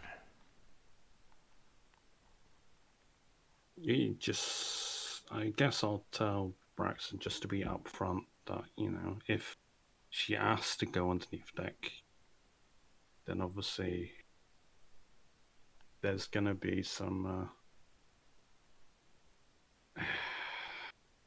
I don't want to say racial tension, but there would be tension because of the racial differences. And obviously, we're trying to keep a low profile here, not stir up any trouble. I don't know. I just advise them to be cautious, obviously, taking into consideration, you know, dwarves and elves. We don't get along too well with the goblins, but ultimately, I suppose it's up to them what he decides to do. I mean, oftentimes humans don't either, but I suppose it No, but depends everyone on. gets along with humans. At least someone does. Humans are like the mongrels of like the races out there. You know, everyone gets along with them. Well, That description was something. I don't know if I'd say everyone. They've certainly caused us many problems throughout history. They change too fast for my liking. Indeed, they can. You never know what the next generation is gonna do. Feel like you just get to know them and then they die. Yeah, then you meet their grandchildren or their great grandchildren. Those, you know, shorter-lived races. That's why I've always been iffy about making friends with humans and people that would die within my lifespan, and I would still see their grandchildren. I would outlive them. It's kind of like I'm still figuring out how I fit in with all that. It's a personal philosophy. Nemariel says, I've always found that quite fascinating about them. Personally, I kind of like it. It's always a change. Always different. Yes, that's true. I would think that Lafdul being trickster gods worshipper would act that quite well. No, I'm quite tolerant to change, and I'm all for that. It is a slight conflict in Lafdul, I suppose. He is kind of like understanding himself and trying to figure out who he is in a way. Yeah, and there's certainly a wide range of. He's also relatively young as an elf, you know. Yeah. He's only recently become an adult. I mean, there's seems like it's been longer with all those haste spells. But also, I mean, there's still a wide range of people who worship all the deities. You know, they find different things drawing them to the various deities. So, You don't have to be like a perfect match for the deity kind of thing, or like a mortal incarnation of the deity's mentality kind of thing. Oh, sure, I didn't mean it like that. Alright, unless they've got anything else to mention, I guess we could just move to other party members. No, I mean, like, you'd guess that Nemariel is definitely more open to this goblin. Both of them are suspicious, obviously. But Lenelius being a much longer term, longer serving veteran of the Imperial Navy, you definitely kind of understand his perspective a bit more. Whereas in your conversations with Nemariel, you would have picked up that one of the reasons why she retired from the Navy and hired off as a helmsman to an adventuring company, of all things, is because it was like her service in the Navy was just too bland and samey. Oh. She was just on patrol ships in the same sphere kind of thing, and that was incredibly boring. She wants to see new things. Because again, she's also still young. She kind of feels that she can always go back to the Navy if, her life settles down, kind of thing. And she wants bland and boring.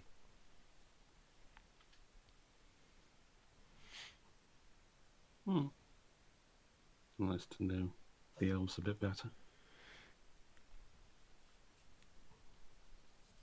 Lafdul's been away from his own kind for such a long time.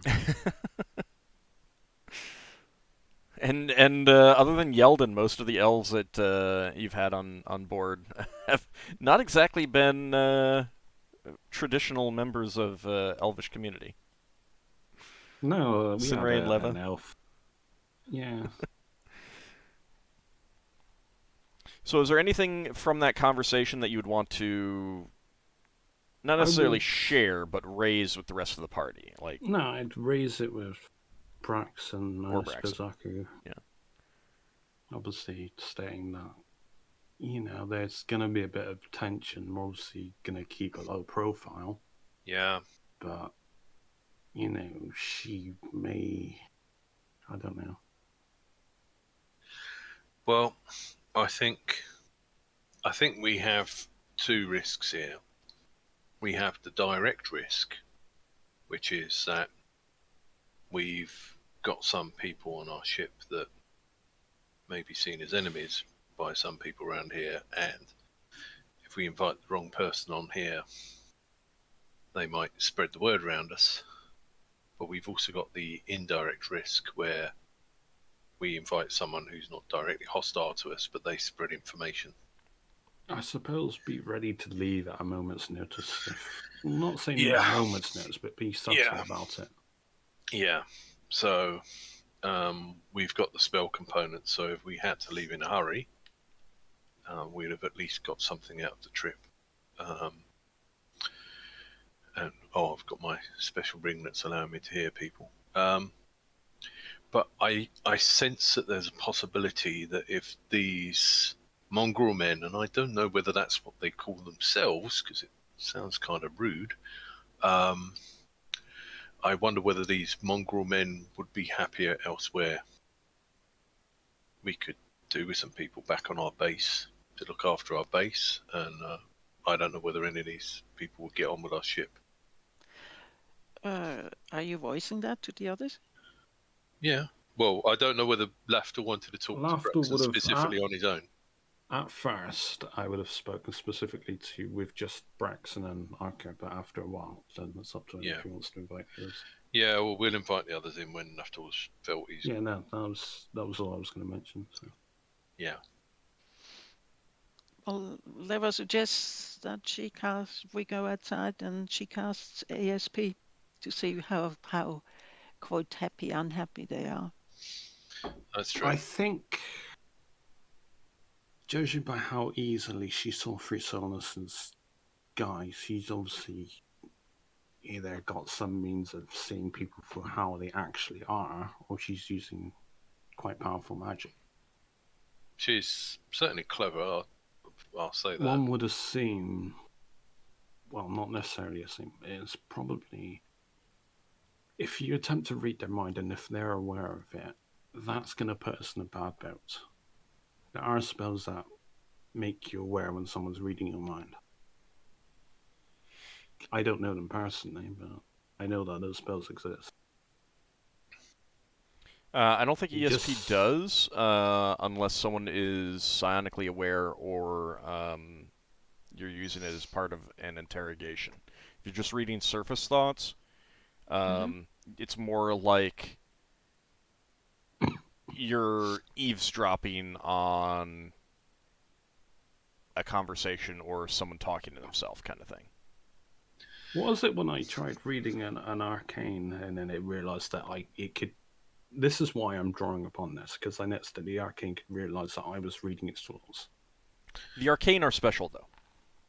Yeah. Braxon turns to Lafdul and says quietly, I think they're more likely to be offended if she makes their clothes vanish. ESP is not an attack, so if you wanted to go invisibly, that might help. Like, if you want to just, like, go down to... I mean, it's up to her. I mean, That sounds like a good idea. Yeah, Leva will do that. Okay. I mean, she saw Solas. Solas would remind us, remind the group that it's not too long until Margoth should be visiting us. She's got Yeah. time. Leva has time if she wants to just kind of, like, try and figure out how some of these people feel. Yes. Right. Well, let's pull She some doesn't people in.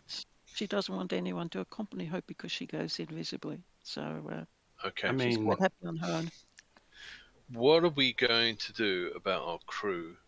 We might need to hide people. well, we've mostly only got humans on the upper deck and GIF anyway, so the dwarves Yeah. have been on under deck. Yeah, but I we'll be. mean, we've already basically done with crew what we can, that only GIF and human crew members are on the deck. Yeah. Are any of our magical protections a threat to mongrel men? If they're evil. If they're evil. Mm. You just meet Right. them out on the deck, put some chairs out on the deck. Well, they might want to come inside if there's people. What I'm saying is, let's find a place where we can take them where... In your quarters, your cabin quarters, I would have thought. There's no Yeah. protection on there. That's Okay. actually a question, Old. Mhm. How close does a mongrel man have to be to a minotaur to trigger the symbol? They're different creatures. Yeah, but Okay. would one of them have a foot that's minotaurish? They're different creatures.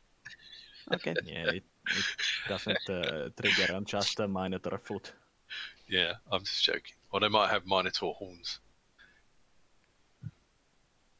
I mean, you wouldn't, like, if they're not a subrace of Minotaur. Yeah. So I think you can reasonably assume that It's a like- protection against Minotaurs is not going to have any effect on Cool. Mongrelmen. Yeah. As for creatures that are closely related to Minotaurs, you wouldn't know until it triggered. Okay. Yeah. And the other question is, in what language do these people think? That's a good question. Goblin. Does ESP say anything about language being a barrier? No. Braxon says... Oh, no. Braxon knows spells. No. No, I It was going to does say I with my can't... mind read. Surface thoughts of one creature per round, getting simple instinctual thoughts from lower order creatures, but more than instinctual from higher order creatures. My mind read, even though I don't have it, it's just there, but it only does it when you go deeper, and then it'd be clouded in the creature's language or thoughts. Yeah, so I think a lot of what you get from surface thoughts are more emotion. Okay.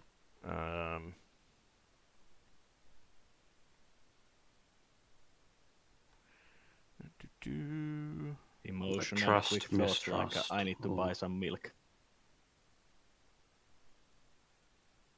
More like hunger and stuff like that.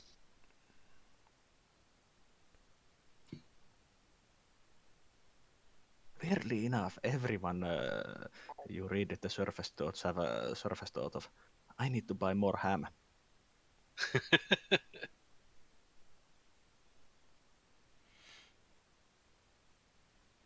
Okay. I mean, we are talking about the normal ESP, not the witches version, right? Yes. Okay. Yeah. Yeah, I think that at least for now, I will rule that surface thoughts are fine. That's kind of like not language is not a barrier to them.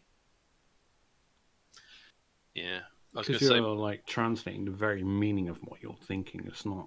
Part of it is language. because like I reserve the right to change it later if it's at a more crucial thing, but this is more of just like a basic information gathering of general people.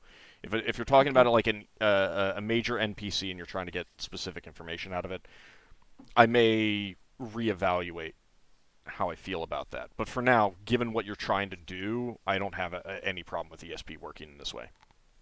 Okay. In any case, if we're using it as part of an interrogation, the object has a saving throw anyway. Yeah. All right, so you cast invisibility on yourself and then just kind of like carefully go out and try to find Yes. some mongrelmen. Okay. Are there You any... the surface thoughts that you get from them, they're doing some manual labor, and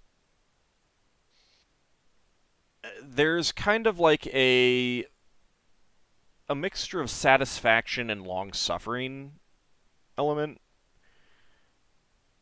and acceptance. Like, you wouldn't say that they're happy, but neither are they sad or resentful in what they're doing. They accept it. You can tell that they get some verbal abuse here and there, and occasionally, you know, if they are too slow to get out of the way of a hobgoblin or something like that, there might be a kick, but it's not like a kick designed to really injure them. Just a kick of I'm better than you, respect your betters kind of thing, and you sense no hatred in that from these. Just an acceptance. And as much as I, as a dungeon master, hate this phrase, you do kind of get this feeling of it is what it is from them. Mm-hmm. Would they appreciate a betterment of their situation, or is it just something that they live with and accept, and well, that's how it is? Tough shit. They live with it. I mean, so they certainly might. You don't know how good they'd be as sailors.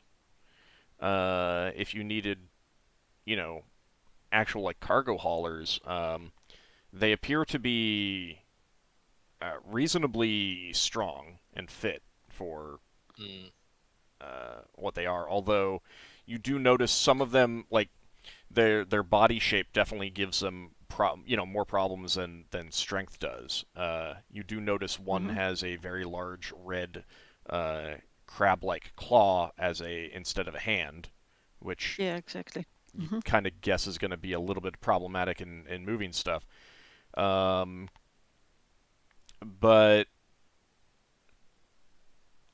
there's like it's hard to say how they would react to an offer of being taken on as crew. Like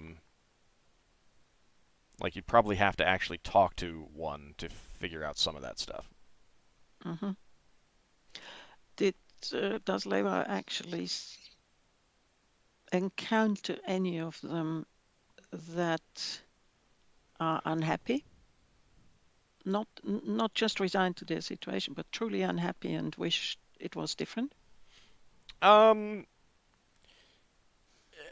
always an element, like you can there's definitely an element of some of them wishing things were different, but not unhappiness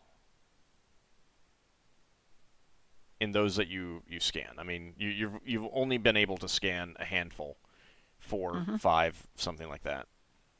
Well, Leva has, just a second, how many does she have? It's more limited by how many are available to you. Like, She has 2 ESPs. okay. Even so, I mean, they're not a very common creature around. You're basically looking for manual labor being done, and that's where they are. I mean, it's only 1 round level. Yeah. So that's depending. It's not very long. Right, and that's the thing is there just aren't that many of them around. You scan 4 or 5 of them. I mean, if you think about it, it's 5 yards a level. So not knowing what level she cast the ESP, it could still be quite a lot. 90 yards is maximum. But line of sight is an issue in the dense streets and stuff like that. And again, they don't make up a large population in this community.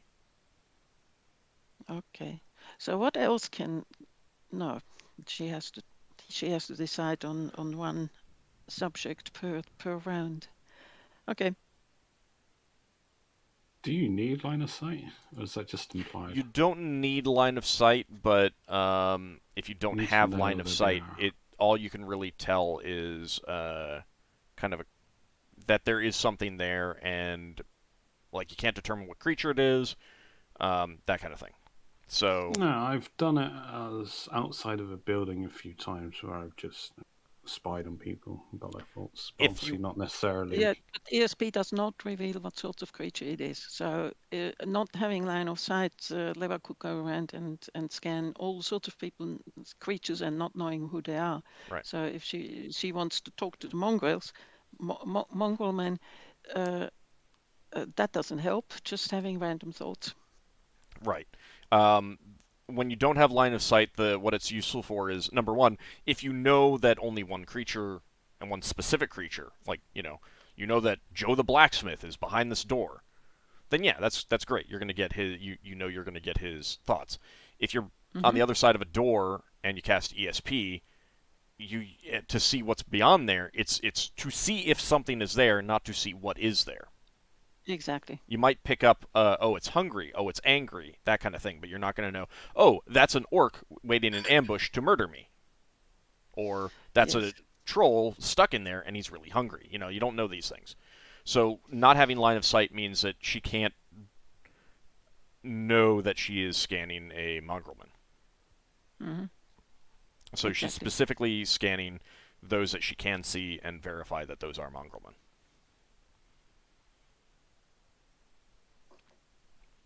Okay.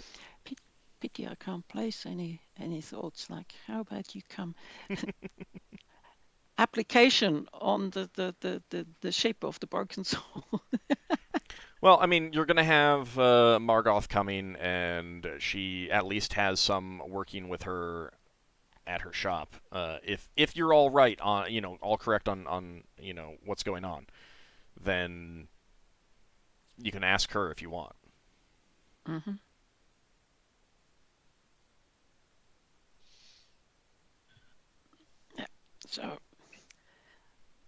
So she returns to the ship and tells the others that it seems that most of them, at least, are more or less resigned to their station in life. And if we want some mongrel men to help us, then we better check that they have hands and feet that can actually be useful on the ship.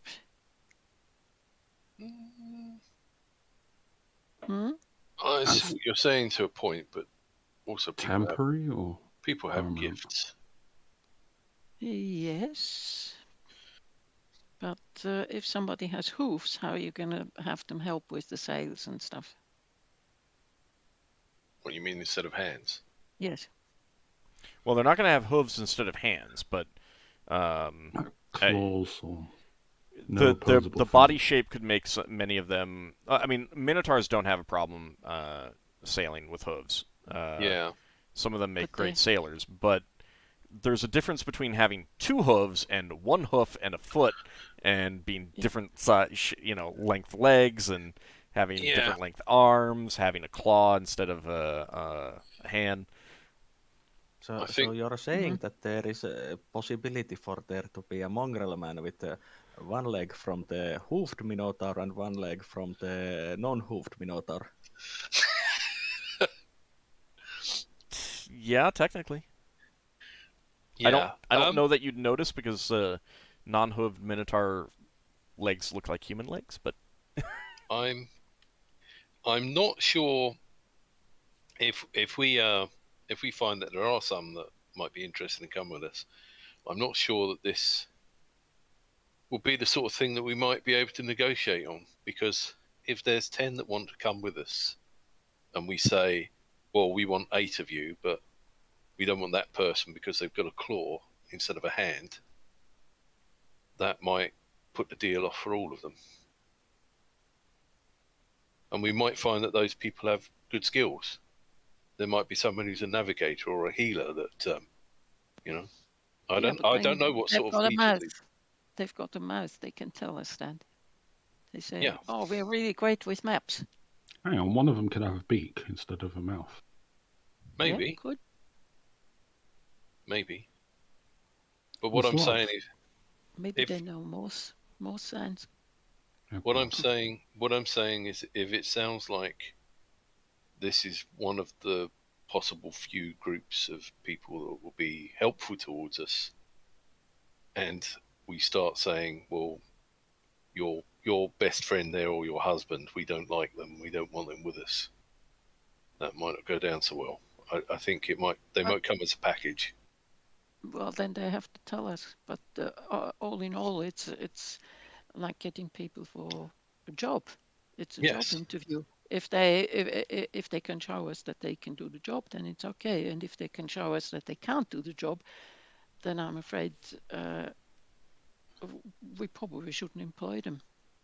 Yes, but it's a bit of a seller's market in this sphere, because we have crew that we can't put on deck because there's a risk of people seeing them. So we don't have too much of a choice. That's why I was saying at one point, if we've found us some people that were taken as slaves, we would know we'd be able to trust them. So these mongrel men, if they're not treated nicely here, we can probably fairly easily treat them nicer.